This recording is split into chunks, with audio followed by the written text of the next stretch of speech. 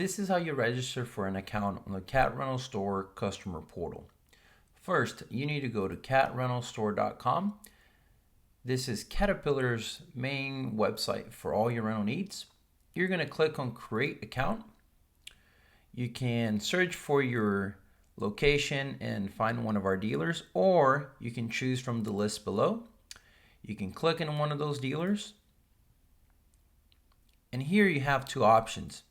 You can register for a brand new account online with Caterpillar, or if you have access to different CAT applications, you can use the same username and password to register for the Cat Rental Store customer portal. If this is your first time creating a Caterpillar account, you just click on Create Account. Follow the simple steps of creating your Caterpillar account online.